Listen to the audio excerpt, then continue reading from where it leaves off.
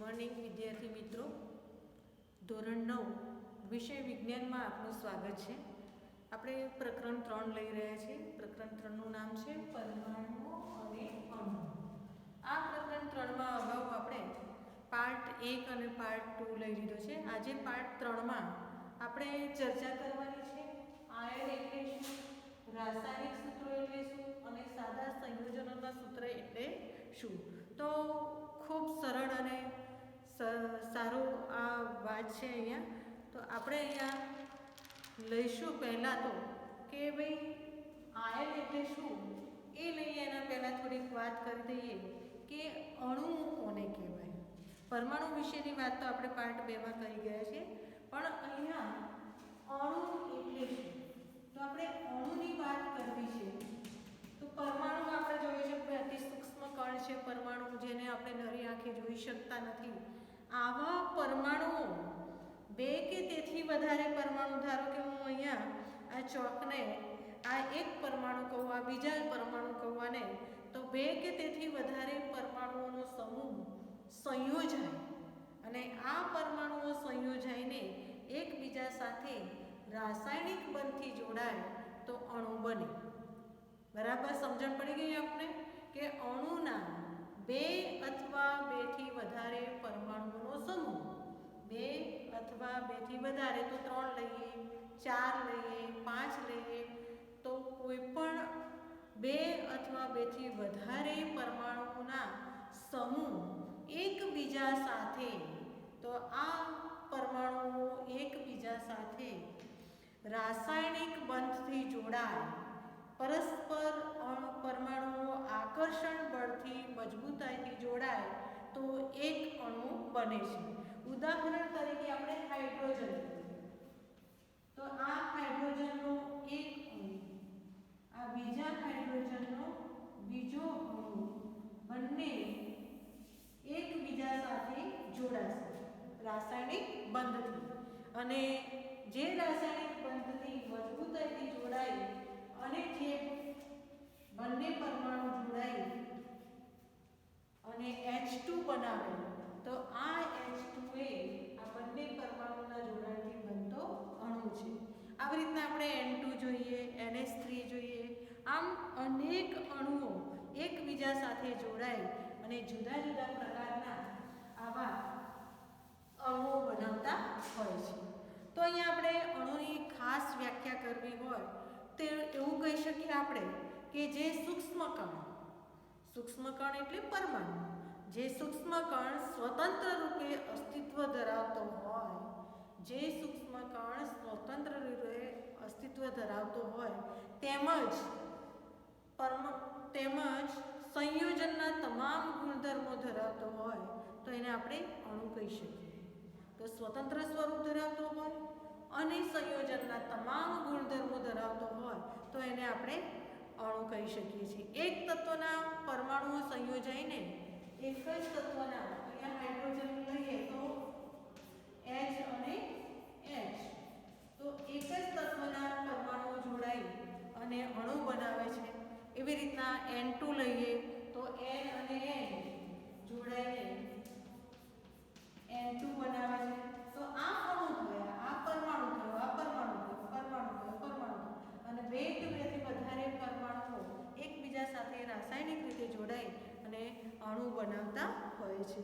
તો આપણે કોઈ પણ તત્વના અણુની વાત કરીએ, કેટલીક વખત એક જ તત્વના પરમાણુઓ જોડાઈને પણ અણુ બનાવે, કેટલીક વખત જુદા જુદા તત્વોના પરમાણુઓ જોડાઈને પણ અણુ બનાવતા હોય છે. હવે આ જે અણુ બનાવે છે એ તત્વના આપણે અણુઓની વાત કરીએ. કોની વાત કરીએ આપણે વિદ્યાર્થી મિત્રો? તત્વના અણુઓ. તો તત્વના અણુઓની આપણે અહીંયા વિદ્યાર્થી મિત્રો વાત કરીએ તો કોઈ પણ તત્વના અણુઓ એક જ પ્રકારના પરમાણુઓના બનેલા હોય છે. કોઈ પણ તત્વના અણુઓ એક જ પ્રકારના પરમાણુઓના બનેલા હોય છે. તો તત્વ કોને કહેવાય? તો આપણે આર્ગોનને લઈએ, હાઇડ્રોજનને લઈએ, નાઇટ્રોજનને લઈએ, તો આ તત્વો થયા.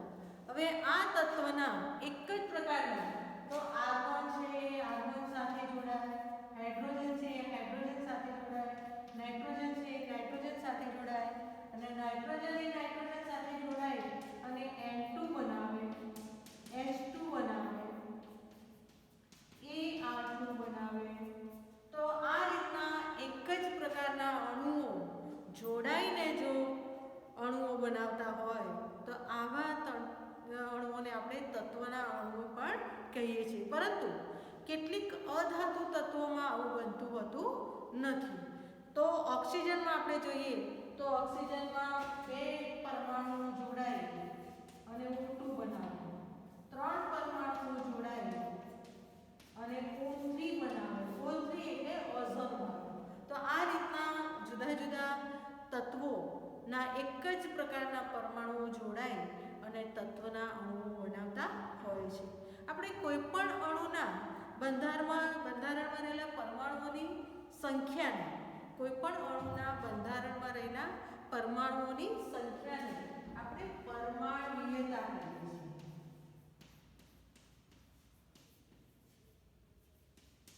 તો અહીંયા પરમાણ્વીયતા એટલે શું? ફરી હું એની વાત કરું તો કોઈ પણ અણુના બંધારણમાં, ધારો કે અહીંયા મેં Ar2 અણુ લીધું, H2 અણુ લીધું, N2 અણુ લીધું, O2 અણુ લીધું, O3 અણુ લીધું, તો કોઈ પણ અણુના બંધારણમાં રહેલા પરમાણુની સંખ્યાને પરમાણ્વીયતા કહેવાય. તો આર્ગોનની પરમાણ્વીયતા 2 કહેવાય, હાઇડ્રોજનની પરમાણ્વીયતા 2 કહેવાય, નાઇટ્રોજનની 2 કહેવાય, ઓક્સિજનની 2 કહેવાય, અહીંયા O3 ની પરમાણ્વીયતા 3 કહેવામાં આવે છે.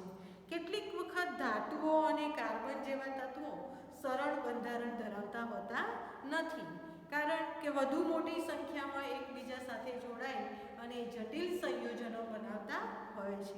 તો અહીંયા આપણે તત્વોની પરમાણ્વીયતાની વાત કરી તો જુદા જુદા તત્વોની પરમાણ્વીયતા જુદી જુદી હોય છે, જે આપણે હમણાં ઉદાહરણ તરીકે લીધું. તો હવે આ પરમાણ્વીયતાની વાતો કરીએ આપણે તો પહેલા આપણે તત્વોના પ્રકારમાં તમારી ચોપડીમાં કોષ્ટક નંબર 3.3 માં આપ્યું છે કે અધાતુ તત્વો લઈએ. તો અધાતુ તત્વો કયા કયા? તો અધાતુ તત્વોને આપણે ઓળખવા હોય તો એક સાદું ઉદાહરણ આપણે એક નાનું એનું આપીએ ફોર્મ્યુલા કે સૂત્ર, તો તમે એને ઝડપથી લખી શકો. તો અહીંયા હું કહીશ આહુ, આહી, ઓહા, નાગલો, ઓઝો. આહી, ઓહા, નાગલો, સહો. નાગલો, સહો. આટલા શબ્દો યાદ રાખવાના. આહી, ઓહા, નાગલો, સહો. આ બધા જ ધાતુઓ છે, આ બધા જ તત્વો છે, સોરી, એ બધા જ તત્વો એ અધાતુ છે. હવે આહી, ઓહાની આપણે વાત કરીએ તો આ એટલે આર્ગોન, હી એટલે હિલિયમ,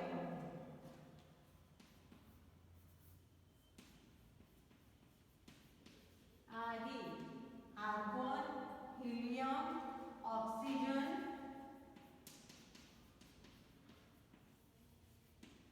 હાઇડ્રોજન,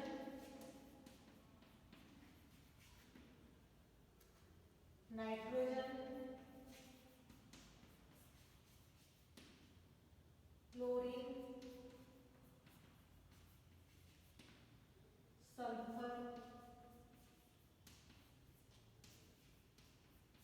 અને ફોસ્ફરસ. તો આટલું નાનું એક સૂત્ર આપણે યાદ રાખીશું કે અધાતુઓ કયા કયા? તો આહી, ઓહા, નાગલો, સફો. તો આહી, ઓહા, નાગલો, સફોમાં આપણે એક પરમાણ્વીય જોઈએ તો આર્ગોન છે એક પરમાણ્વીય છે, હિલિયમ છે એક પરમાણ્વીય છે. તો આ બંને એક જ પરમાણુ હોય, બીજો પરમાણુ એમાં જોડાતો નથી.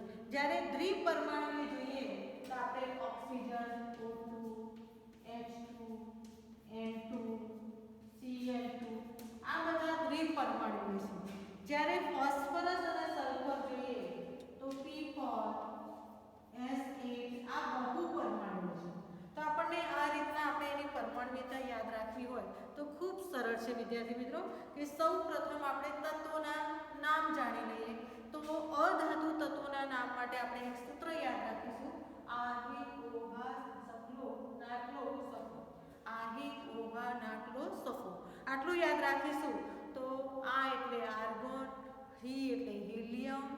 Nitrogen, chlorine, oxygen, hydrogen, sulphur અને ફોસ્ફરસ.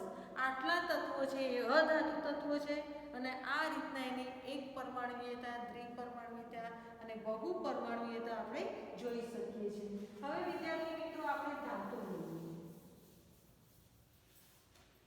તો ધાતુની પરમાણુયતા આપણે યાદ રાખવી હોય તો શું કરવાનું? અહીંયા આપણે ધાતુઓ લખીએ કે કઈ કઈ ધાતુઓની પરમાણુયતા કેટલી છે. તો અહીંયા આપણે યાદ રાખીશું 16 એકકો. શું યાદ રાખીશું વિદ્યાર્થી મિત્રો? 16 એકકો. ચલો 16 એકકો આપણે યાદ રાખીએ તો તરત જ આપણને યાદ આવશે કે ભાઈ સોડિયમ છે, લોખંડ છે, સોડિયમ, લોખંડ, એ એટલે એલ્યુમિનિયમ,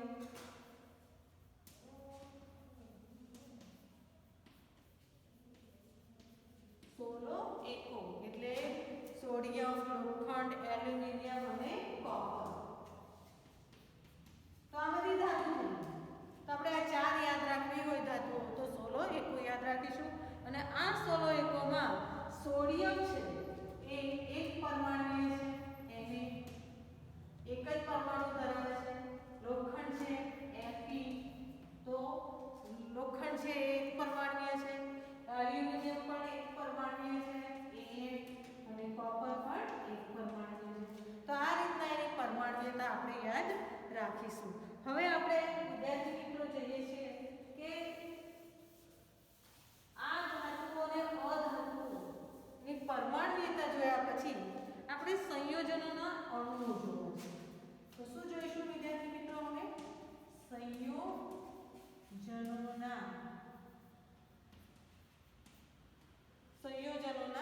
અણુ.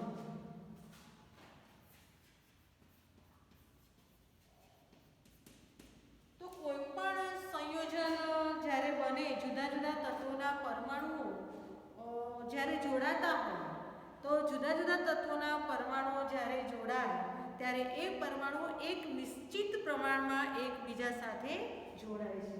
તો કોઈ પણ તત્વના પરમાણુઓ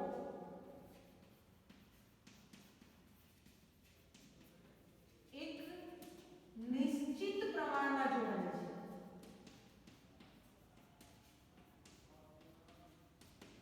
તો આ નિશ્ચિત પ્રમાણમાં જ્યારે પરમાણુઓ જોડાતા હોય તો કેવી રીતના? તો આપણે અહીંયા વાત કરી કે પાણીનું ઉદાહરણ લઈએ. તો પાણીનું સૂત્ર તમને ખબર છે વિદ્યાર્થી મિત્રો, H2. તો પાણીના આ સૂત્રની અંદર H2 માં હાઇડ્રોજન 2 અને ઓક્સિજન 1 જોડાય અને આ બંને હાઇડ્રોજન અને ઓક્સિજન તત્વ જોડાય અને પાણી બને છે. તો એનું દળથી ગુણોત્તર આપણે જોઈએ.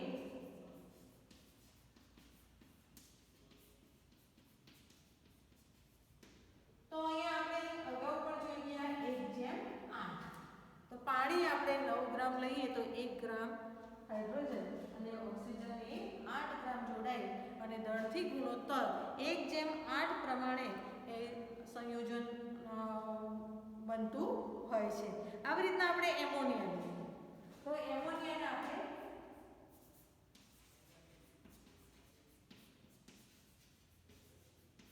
NH3 કહીએ છીએ. તો NH3 ની અંદર 14:3 છે. એવી રીતના કાર્બન ડાયોક્સાઇડ લઈએ તો 3:8 છે. આ રીતના જુદા જુદા પરમાણુઓ એકબીજા સાથે નિશ્ચિત પ્રમાણમાં જોડાય અને સંયોજનો બનાવતા હોય છે. હવે આ સંયોજનોમાં એનો આપણે દળથી ગુણોત્તર અને પરમાણુય દળ સાથેનો ગુણોત્તર લેવાનો હોય છે. આયન, હવે એના પછીનો આપણો મુદ્દો છે કે આયન એટલે શું? આપણે અગાઉ પરમાણુની વાત કરી, અણુઓની વાત કરી, તત્વની વાત કરી. હવે આપણે આયનની વાત કરીએ તો જ્યારે ધાતુ અને અધાતુ, ધાતુ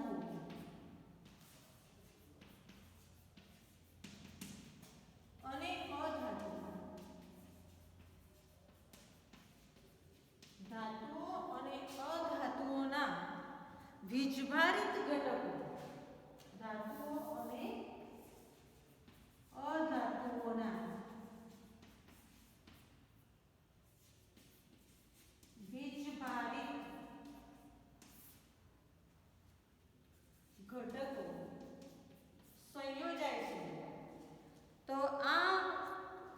ધાતુ અને અધાતુના વીજભારિત ઘટકોથી બનેલા સંયોજનને આપણે આયન કહીએ છીએ. ફરીથી ધાતુ અને અધાતુઓના વીજભારિત ઘટકોને આપણે આયન કહીએ છીએ. તો હવે ઉદાહરણ તરીકે આપણે મીઠું લઈએ. તો મીઠાની અંદર Na અને Cl મતલબ કે સોડિયમ અને ક્લોરીન જોડાઈને મીઠું આપણું બનતું હોય છે. હવે અહીંયા આપણે Na લઈએ તો વિદ્યાર્થી મિત્રો Na નો આપણે પરમાણ્વીય ક્રમાંક યાદ હોય તો 2 8 અને 1 મતલબ કે 11 છે. પરમાણ્વીય ક્રમાંક કેટલો છે? 11. અને એની ઇલેક્ટ્રોન રચના લખીએ તો 2 8 1 છે.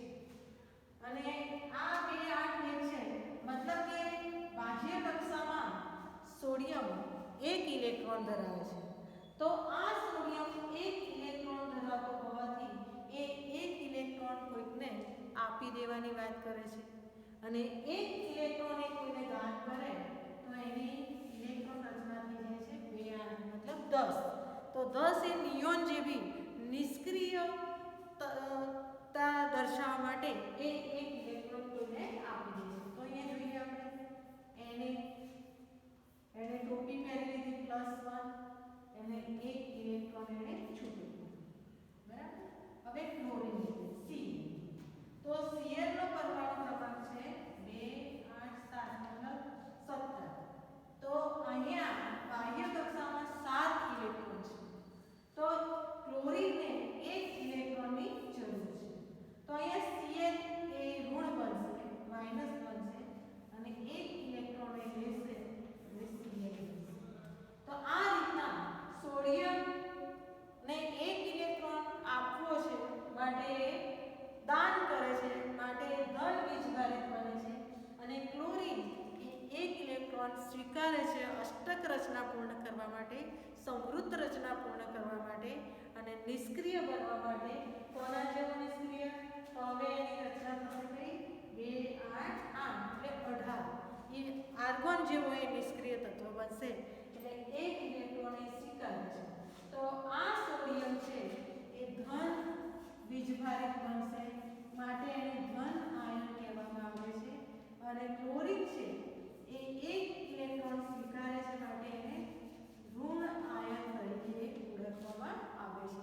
આમ કોઈપણ તત્વના જે ધાતુ તત્વો છે કે અધાતુ તત્વો છે એમાં રહેલા વીજભારિત ઘટકોને કારણે એ તત્વ એ ધન આયન કે ઋણ આયન બનતો હોય છે.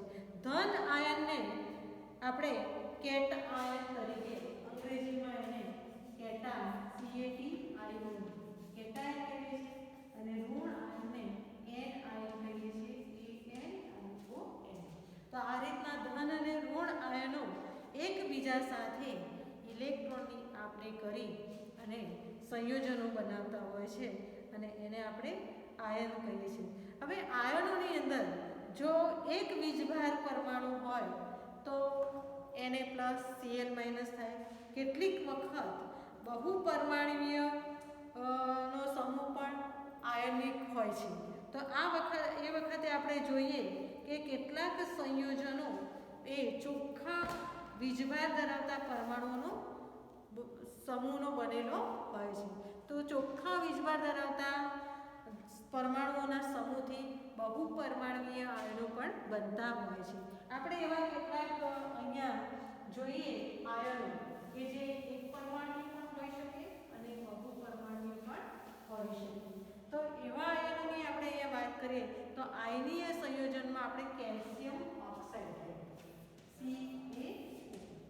તો અહીંયા કેલ્શિયમ છે ધન આયન છે અને ઓક્સિજન છે એ ઋણ આયન છે. તો બંને જળથી ગુણોત્તરના સ્વરૂપમાં 5:2 ના નિશ્ચિત પ્રમાણથી જોડાયેલા હોય છે CaO.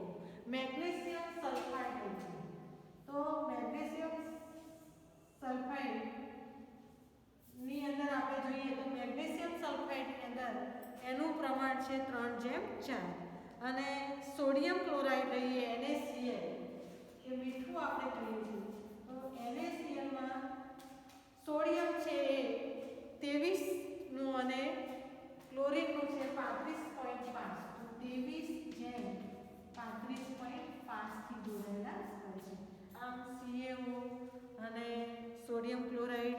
વગેરે આયનીય સંયોજનો જોવા મળે છે. હવે આપણે આયનીય સંયોજનની વાત કરી, અણુઓની વાત કરી, પરમાણુઓની વાત કરી. હવે આ બધાથી બનતા સૂત્રને આપણે શું કહીએ છીએ? રાસાયણિક સૂત્ર. તો રાસાયણિક સૂત્ર આપણે બનાવવાનું હોય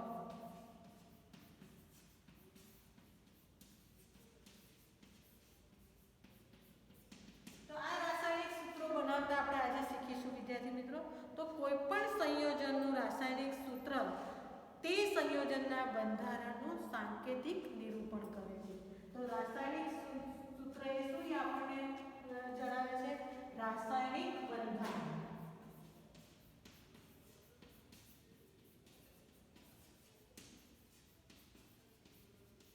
કોઈ પણ રાસાયણિક સૂત્ર એ તે સંયોજનનું રાસાયણિક બંધારણનું સાંકેતિક નિરૂપણ કહેવામાં આવે છે. ઉદાહરણ તરીકે આપણે કેલ્શિયમ ઓક્સાઇડ. તો કેલ્શિયમ અને ઓક્સિજન વચ્ચેના સંયોજનથી બનતા CaO રાસાયણિક બંધારણ CaO એ આપણું કેલ્શિયમ ઓક્સાઇડનું સૂત્ર દ્વારા આપણે જાણી શકીએ છીએ. જુદા જુદા સંયોજનોમાં રાસાયણિક સૂત્રો આપણે સરળતાથી લખી શકીએ એના માટે બે બાબતો આપણે યાદ રાખવાની છે. એક તો તત્વની સંજ્ઞા. આપણને યાદ હોવી જોઈએ તત્વની સંજ્ઞા. હવે હું આપણે કહું કે કેલ્શિયમ ઓક્સાઇડ, તો કેલ્શિયમ માટે Ca વપરાય આપણને યાદ હોવું જોઈએ અને ઓક્સાઇડ માટે O વપરાય એ આપણને યાદ હોવું જોઈએ. તો આમ રાસાયણિક તત્વની સંજ્ઞા આપણને યાદ હોવી જોઈએ અને એની સંયોજવાની ક્ષમતા.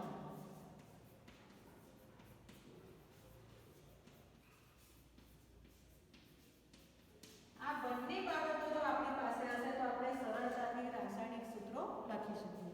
એક તો તત્વની સંજ્ઞા અને તેની સંયોજવાની ક્ષમતા.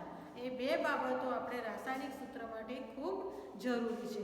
ઉદાહરણ તરીકે બહુ સરળ રીતે આપણે વાત કરીએ તો હાઇડ્રોજન લઈએ અને ઓક્સિજન લઈએ.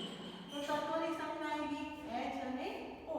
હવે એની સંયોજવાની ક્ષમતા તો H2O કેવી રીતના બને? તો હાઇડ્રોજનની અંદર એક પરમાણુ છે, એનો પરમાણુ ક્રમાંક 1 છે. તો એ એક ઇલેક્ટ્રોન જે છે, એક પરમાણુ છે એ ઇલેક્ટ્રોનને આપી દે છે અને ઓક્સિજન છે એ એનો પરમાણુ ક્રમાંક 8 છે. તો 2 અને 6 બાહ્ય કક્ષામાં 6 ઇલેક્ટ્રોન છે એટલે એને 2 વધારાના ઇલેક્ટ્રોન જરૂર પડે અષ્ટક રચના પૂર્ણ કરવા માટે. જ્યારે હાઇડ્રોજન પાસે 1 છે તો હવે 1 થી કામ નહીં થાય એટલે આપણે 2 હાઇડ્રોજનના પરમાણુ લઈએ તો 2 ગુણ્યા 1 તો આ 2 અહીંયા પૂર્ણ થશે. એટલે આપણે અહીંયા હાઇડ્રોજનના 2 પરમાણુ લઈએ, ઓક્સિજનનું 1 પરમાણુ લઈએ તો આ રીતના આપણું સૂત્ર બને છે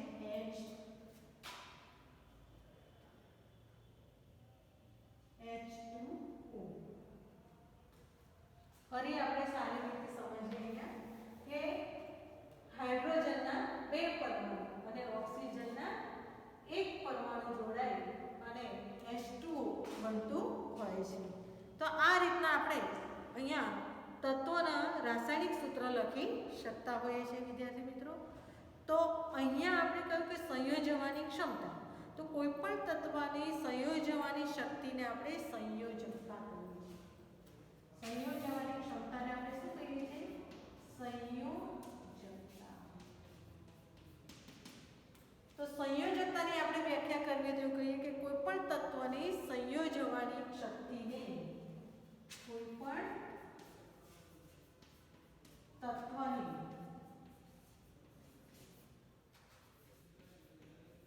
સંયોજવાની શક્તિને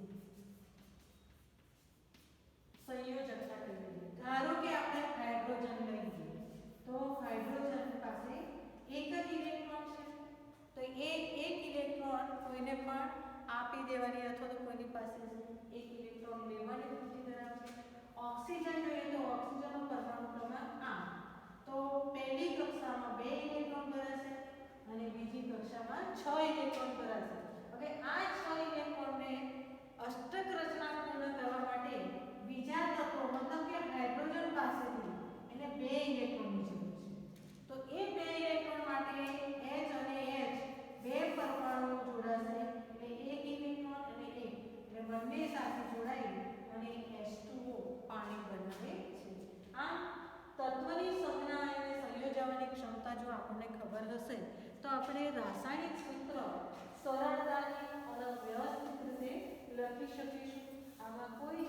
કરવાની બાબત આવતી નથી.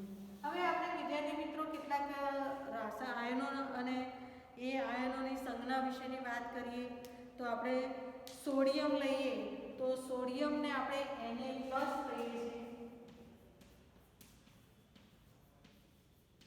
Na+1 મતલબ કે સોડિયમ છે એક સંયોજકતા ધરાવે છે +1 એટલે એક આયનિક આ સોડિયમ આયન જે છે એ એક સંયોજકતા ધરાવતું આયન છે.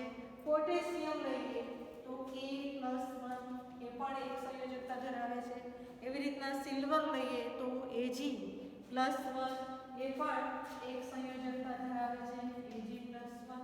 એવી રીતના આપણે કોપર લઈએ તો કોપરની અંદર Cu+1 લઈએ તો એક સંયોજકતા ધરાવે છે અને એને આપણે કોપર I+ કહીએ છીએ. તો આ રીતના આપણે એક સંયોજકતા ધરાવતા આયનો ધન જોઈએ તો સોપો સિકો. શું યાદ રાખીશું આપણે? સોપો સિકો. આટલું યાદ રાખશો સોપો સિકો. તો આ બધા એક સંયોજકતા ધરાવતા આયનો છે સોડિયમ, પોટેશિયમ, સિલ્વર અને કોપર. તો સોપો સિકો એ બધા એક આયન ધરાવતા આયનો છે, એક જ સંયોજકતા ધરાવતા. મેગ્નેશિયમ, કેલ્શિયમ, ઝિંક અને આયન કોપર લઈએ તો મેકેજિયા કો. શું યાદ રાખીશું આપણે? મેકેજિયા કો. તો મેગ્નેશિયમ Mg+2, કેલ્શિયમ +2, ઝિંક +2 અને આયન Fe+2 અને કોપર +2. તો કોપર છે એ +1 પણ ધરાવે છે અને +2 પણ ધરાવતા હોય છે. એટલે આ રીતના આપણે મેકેજિયાને યાદ રાખીશું. તે બધા બે સંયોજકતા ધરાવતા આયનો છે.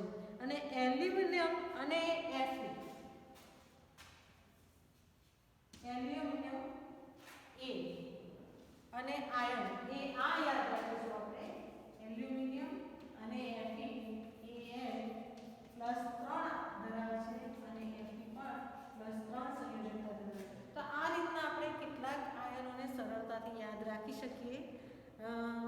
તો સોપો સિકો એક સંયોજકતા ધરાવે છે, મેકેજિયા એ 2 સંયોજકતા ધરાવે છે અને આ એ 3 સંયોજકતા ધરાવે છે. આવી રીતના અધાત્વીય તત્વો લઈએ આપણે તો હાઇડ્રોજન છે, હાઇડ્રાઇડ છે, એવી રીતના ક્લોરાઇડ છે, બ્રોમાઇડ છે, આયોડિન છે, ઓક્સાઇડ છે, સલ્ફાઇડ છે. તો હાઇડ્રોજન, હાઇડ્રાઇડ અને ક્લોરાઇડ આ હાઇડ્રોજન, હાઇડ્રાઇડ, ક્લોરાઇડ આ બધા H+1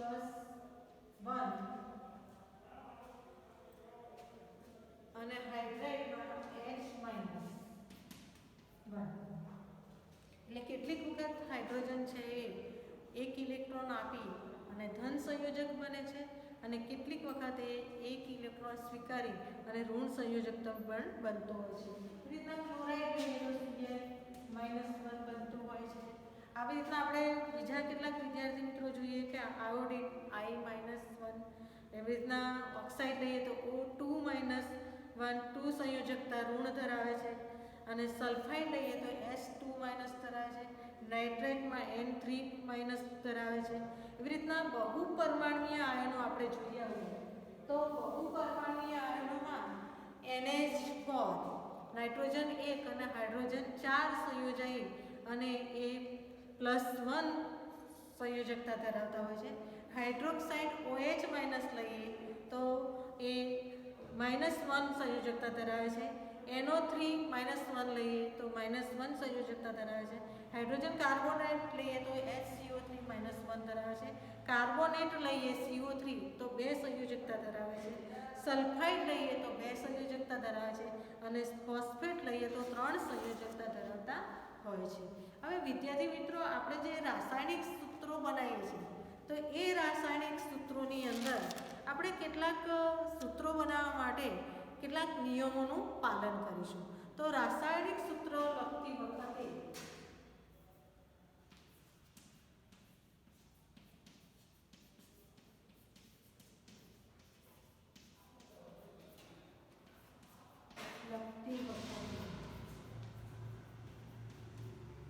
કેટલાક નિયમોનું પાલન કરવું.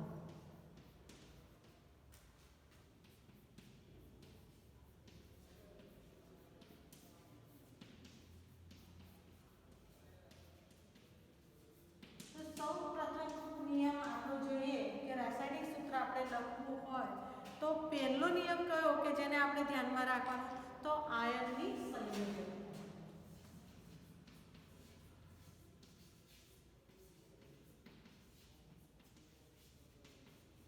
આપણે જોયું કે અહીંયા Na+1 લીધું, Cl -1 લીધું, તો સોડિયમની એક સંયોજકતા છે, ક્લોરાઇડની એક સંયોજકતા. તો આયનની સંયોજકતા અથવા આયનનું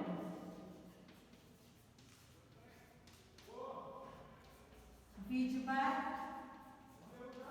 સમતોલિત કરવું.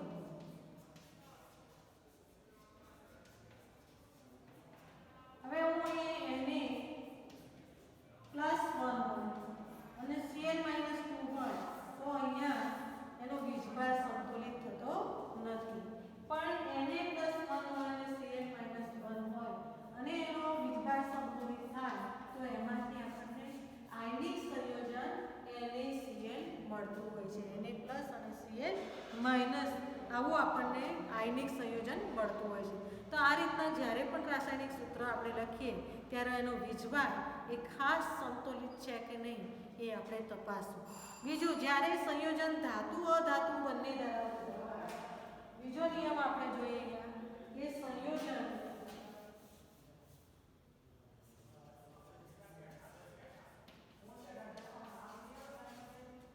ધાતુ અને અધાતુ તત્વો ધરાવતું હોય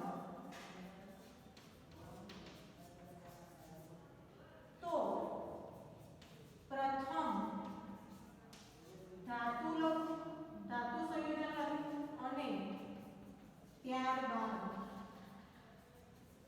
અધાતુ તત્વ લખવું. ફરી પાછું આપણે ઉદાહરણ Na અને Cl નું લખીએ તો સોડિયમ છે એ ધાતુ છે અને ક્લોરીન છે એ અધાતુ છે. તો આપણે પહેલો Na લખીએ છીએ, આપણે Cl પહેલા લખતા નથી અને પછી આપણે Cl લખીએ છીએ. તો આ ધાતુ અને આ અધાતુ. આમ આપણે રાસાયણિક સૂત્ર લખતી વખતે પહેલા ધાતુને લખીશું અને પછી આપણે અધાતુને લખીશું. અને ત્રીજો મુદ્દો છે એનો કે રાસાયણિક સૂત્ર લખતી વખતે આપણે જે બહુપરમાણુય આયનો હોય તો બહુપરમાણુય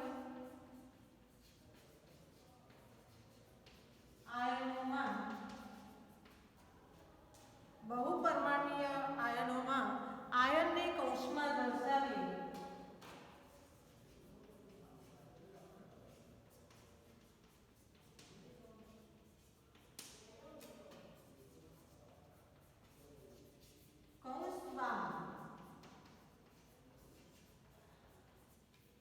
કૌંસ બાર એ પરમાણુઓની આયનોની ગુણોત્તર દર્શાવીશું. તેનું ગુણોત્તર દર્શાવો. બસ આ ત્રણ નિયમોનું આપણે પાલન કરીશું તો રાસાયણિક સૂત્ર આપણે સરળ રીતે લખી શકીશું. પહેલું તો કોઈ પણ આયનની સંયોજકતા, વીજભારિતા એની સમતોલિત હોવી જોઈએ. બીજું કે ધાતુમાં ધાતુ અધાતુ તત્વો હોય, આયનો હોય તો પહેલાં ધાતુ આયન લખવું અને પછી અધાતુ લખવું. અને બહુપરમાણુય આયનો હોય તો પહેલાં તત્વોને આયનોને કૌંસમાં દર્શાવી અને એનો ગુણોત્તર કૌંસ બહાર દર્શાવવો જોઈએ. ધારો કે આપણે NaOH લઈએ તો Na O અને H.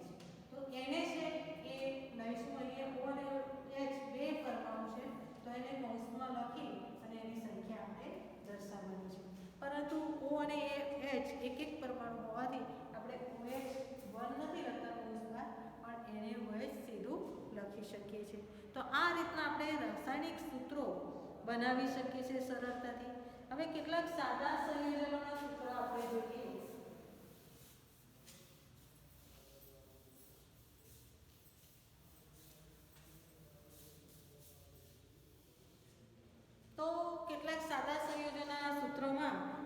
જુદા જુદા તત્વોથી બનતા બે જુદા જુદા તત્વોથી બનતા સરળ સંયોજનને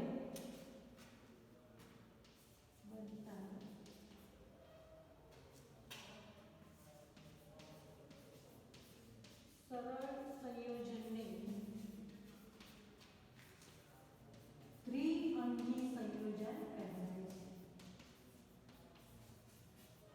દ્વિઅંગી સંયોજન કહે છે. તો બે જુદા જુદા તત્વોથી બનતા સરળ સંયોજનને આપણે શું કહીએ છીએ? દ્વિઅંગી સંયોજન કહીએ છીએ. હવે આ આપણે રાસાયણિક સંયોજનોના સૂત્ર લખવા હોય તો ઉદાહરણ તરીકે આપણે હાઇડ્રોજન ક્લોરાઇડ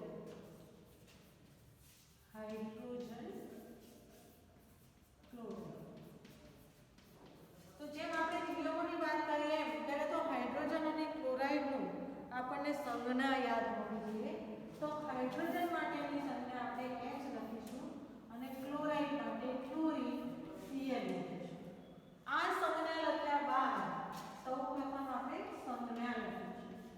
સંજ્ઞા લખ્યા પછી આપણે એની સંયોજકતા બતાવીએ. તો સંયોજકતા માટે પરમાણુ ક્રમાંક યાદ હોવો જોઈએ. તો હાઇડ્રોજનનો પરમાણુ ક્રમાંક 1 છે અને ક્લોરીનનો છે 17. તો હાઇડ્રોજનની સંયોજકતા બાહ્ય કક્ષામાં માત્ર એક જ ઇલેક્ટ્રોન છે એટલે 1 થશે.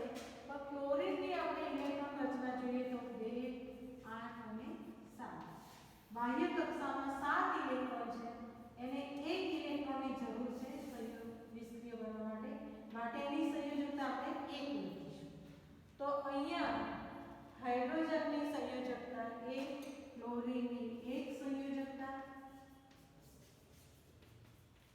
અને એને આપણે ક્રોસ કરીશું. તો આ રીતના આપણે કરીએ તો હાઇડ્રોજન સાથે 1 સંયોજકતા જોડાય એટલે H અને ક્લોરીન સાથે 1 સંયોજકતા જોડાય એટલે H.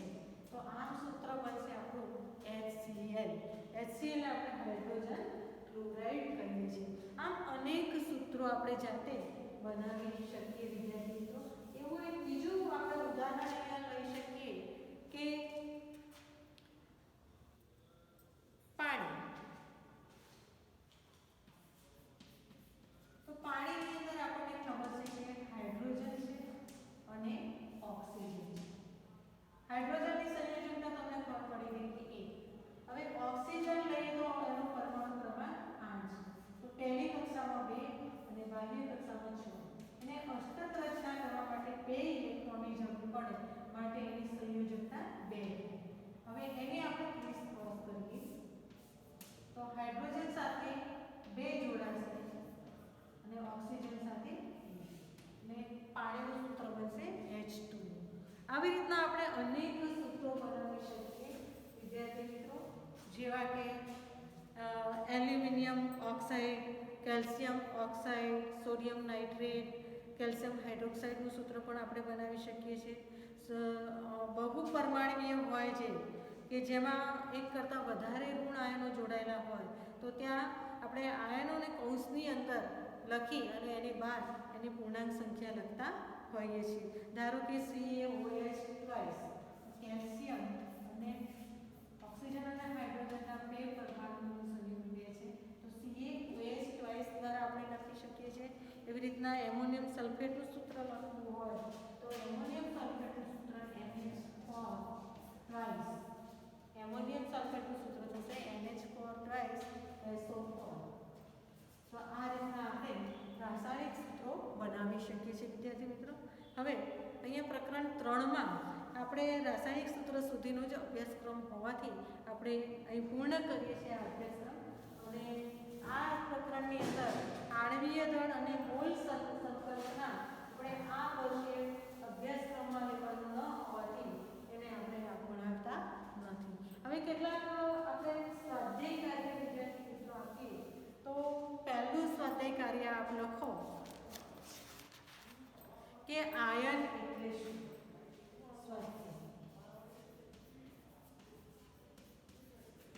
પહેલો પ્રશ્ન છે તમારી પાસે, આયન એટલે શું?